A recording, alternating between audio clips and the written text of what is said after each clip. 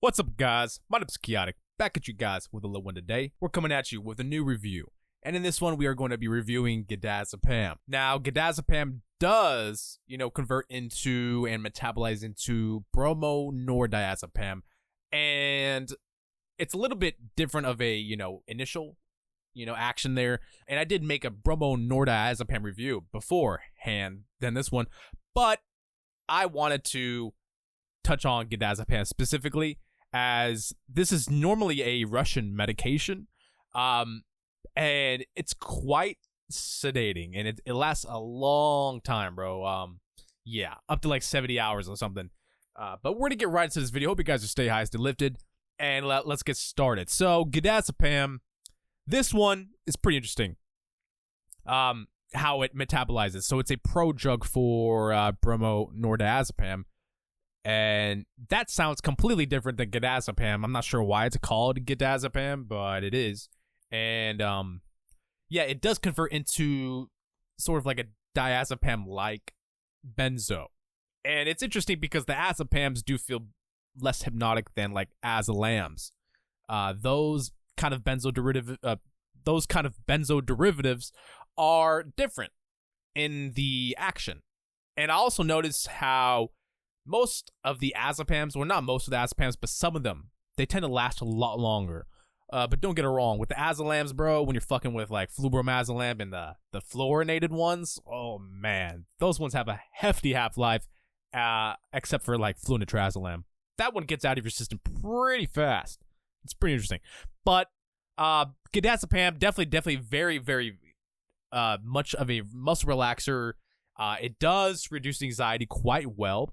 Long lasting, it definitely calms you down. I would say it's maybe a little bit better for like panic attacks, or if you're maybe facing one. I don't really know, because a panic attack, you need a short-acting, fast-acting benzodiazepine.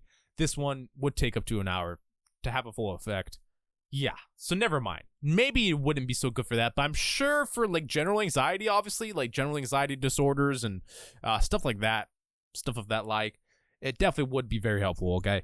Definitely not a bad drug in any circumstance. But yeah, Gidazepam was a very interesting one where, yeah, it just lasted quite a fucking long time. I'm not really a fan of that stuff anymore. It does kind of fuck you up way too much.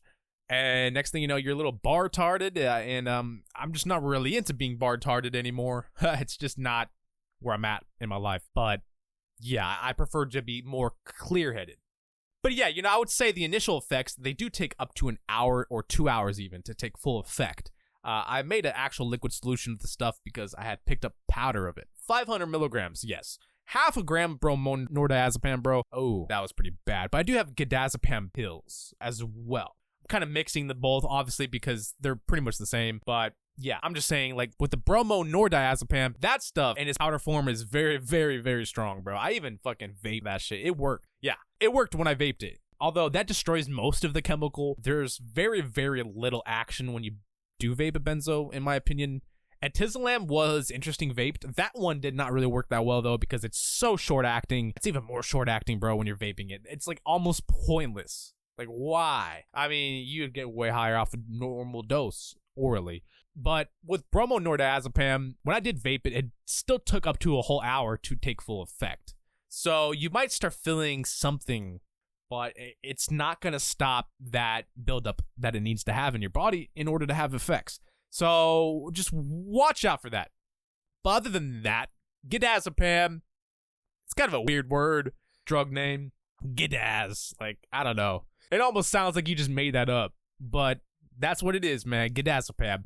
And, I guess it was researched and studied and pharmaceutically produced in Russia. And I think it still is. Correct me if I'm wrong, but I believe it still is. Leave it down in the comments if you guys have experience with that. I know there's some people here that are from Russia, or maybe from Russia. I don't know. But, so Gidazepam, I would say this one, kind of hit the spot. Not really. I'm going to put an 8 out of 10 because it's like, Like, I'm going to be honest. Yeah. It's just not euphoric. It's just kind of like a dull benzo. The effects are pretty null, I would say. But I would say if you have really bad anxiety or if you're really stressed out in your life, this could be euphoric in a way. You know, all benzos could be if they relieve anxiety and stress and PTSD, trauma. You know, you never know. You never know what we're battling with, but it could be good for that. It could be. But you're going to have to watch out for the addiction potential. There is still one. However, it's a lot less because it's not a short-acting, benzo. It's a long-acting benzo. It's gonna produce less withdrawal symptoms for sure because that's usually how they go. However, if you do start taking it too often, I'm sure the withdrawal will be worse. It would last longer because, yeah. So don't go abusing the longer-acting benzos, but they would be better for a taper off of shorter-acting benzos. But that's just replacing another addiction for another addiction, bro. But I would say, yeah, because it's not euphoric, it would be a good tapering drug. Because normally the short-acting benzos are the ones that are euphoric. Those are the ones that, you're more likely to abuse. So watch out. Don't be abusing it, man. But, we all have our moments, right? Yeah, so this one, it's just hit or miss, kind of. It's not always going to hit the spot. I mean, some days it may feel better. Some days it may just feel really fucking boring.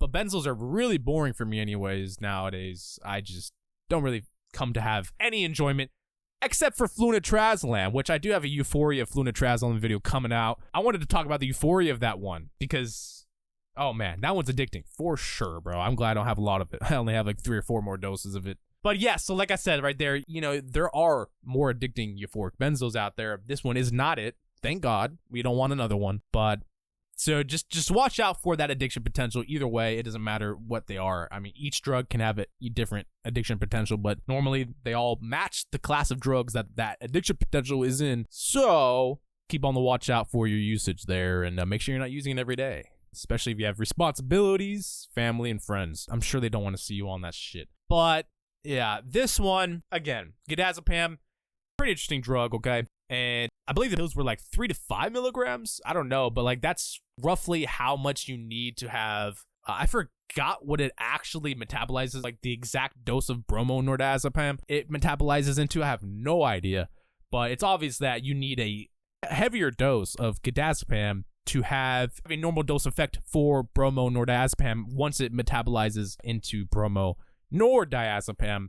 So again, kind of a boring drug. There's not much to talk about it with it. It's very, very good anxiety reducing, muscle relaxing, sleep inducing drug. However, you're gonna wake up the next day. That's the other thing with this one. You're gonna wake up the next day with a hangover-like feeling. You're still gonna feel the benzo the next day, 100%. Maybe even the next day after that next day. I'm serious. Yeah, maybe up to 48 hours after ingestion, you may or may not feel it. It definitely will still be in your system though, whether you feel it or not, because of the half-life. So, again, when you're taking that drug, watch out because you're basically going to be high for the next 2 days. So watch out. Do have to put that out there. Yeah, if you plan on doing something the next day, you won't be able to do something the next day. You might be able to power through with stimulants and caffeine, but again, that's just making up for the fact that you took way too high of a dose. It doesn't matter if you took a high of a dose. A normal dose will make you high the next day. So watch out for Gidazepam or bromonordazepam as they are the same drug relatively. But Gidazepam, I don't think has any action by itself. It just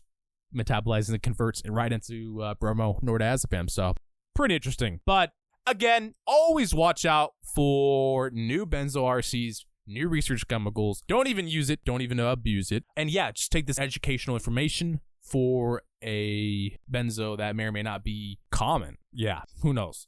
I'm sure it's not common at all, but anyways, I hope you guys enjoyed this video and leave it down in the comments what you guys would want from me next. I do want some new ideas for the channel as we have hit 4K subs, so I do want to see, what ideas you guys may have moving forward with the channel. Gonna start doing more Euphoria videos and other content, and unfortunately the tier lists are being demonetized, like relatively commonly, so yeah, the tier lists, unfortunately, they're going to have to wait a little bit because YouTube is being a little harsh. Of course, trying to protect their ass, right, from us. I mean, this is not harmful.